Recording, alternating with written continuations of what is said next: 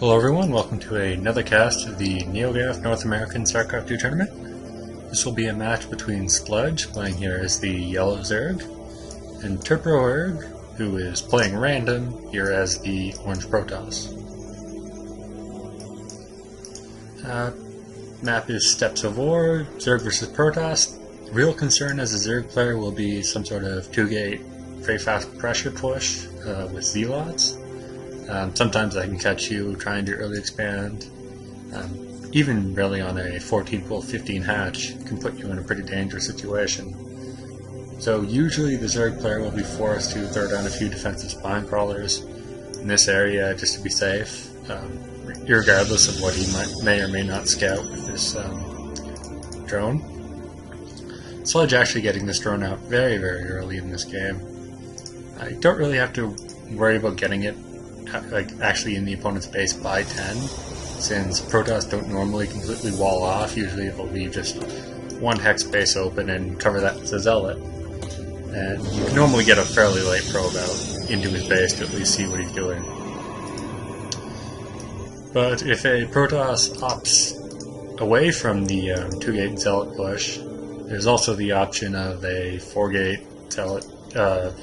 Zealot sentry stalker composition that will usually come around the 7 to 8 minute mark and can still do a whole lot of damage to a Zerg player. Usually at that point it's best for the Zerg player to have just a large number of speedlings, spine crawlers, maybe a couple queens to transfuse the crawlers. And mostly just try to play as defensive as possible at the bottom of the ramp. Sludge opting for a gas before pull, which is fairly smart. He's going to have the money for his speedling upgrade just a few seconds after his pull spawns. Zealous already opting for gas and a cyborg core, probably going for that 4-gate pressure that I described earlier. Yes, another gateway is already added on.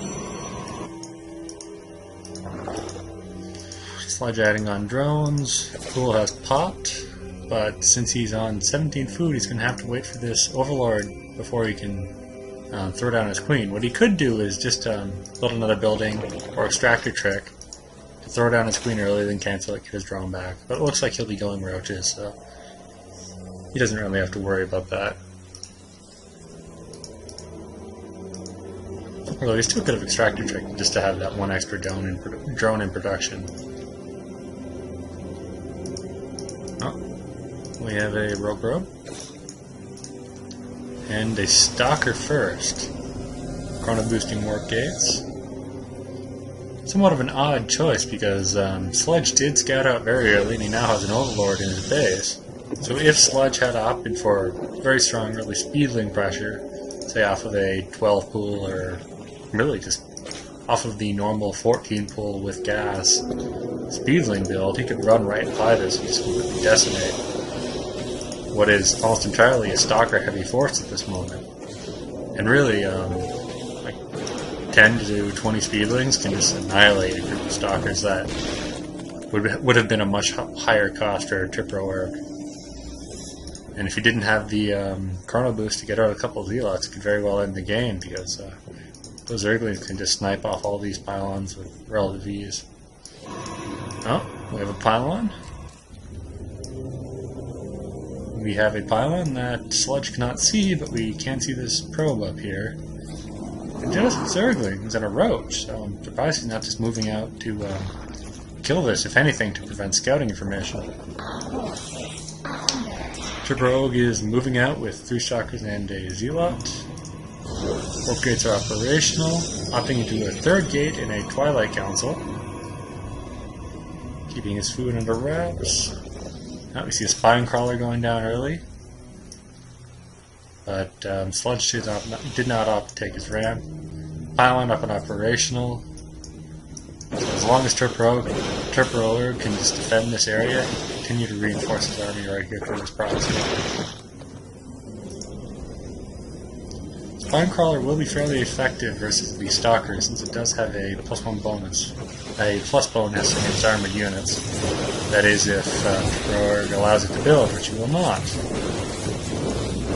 Roaches are fairly strong against both zealots and stalkers. Stalkers, of course, can micro their way around them, but Sludge has spread the creep fairly diligently. He will be able to keep these guys at least out of the base or off into this side area here. You should really be taking this opportunity to be pressuring this pylon, which I know he knows exists, especially since he had already separated these three forces.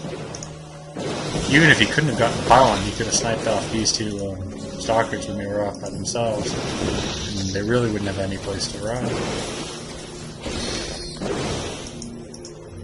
But Terproerg is being very smart, keeping off the creep whenever possible, reinforcing his numbers, sniping the queen, sniping high damage units. So he pretty much has to run off the creep once the roach is engaged. Queen picking up, another batch of roaches coming out. So you can see just roaches in production, and Terproerg is grabbing Blink. Sludge attempting to target fire-specific stalkers, and it helps that Terproerg had accidentally headed off to this side where there was a larger creep spread. Oops, I had to kill that one. He's just engaging these forces, immediately trying to pull them back off the creep. Not letting the Zerg build up a significant army where his roaches can just roll in and push Terproerg out of the base again and then claim his battle. Queen has been sniped. The Hydralisk Den is out. May not have been the best time to do a tech switch, since these Hydras will be not particularly effective against Stalkers in this town. Terproerg is now sniping down all these overlords. We might actually see a food block now. It doesn't really look like Sludge will be able to recover from this. Just too many forces, and without that queen, now Zealot's coming into play. And it's a GG. Well, this was a... oh, blink, right at the end. This was a fairly short cast, but it was the first game of 3 where Terproerg won as a random player, going 3-1 against Sludge. Thank you, Sludge, for taking part in the tournament. Look forward to hearing from you again in the future. And congratulations for Terproerg for advancing, and thank you for taking part in this tournament as a sub-in. I believe taking the place of a user that had been banned and not been able to contact his opponent or myself. So thank you, Terproerg, congratulations, and best of luck. Thank you for watching this cast. Bye.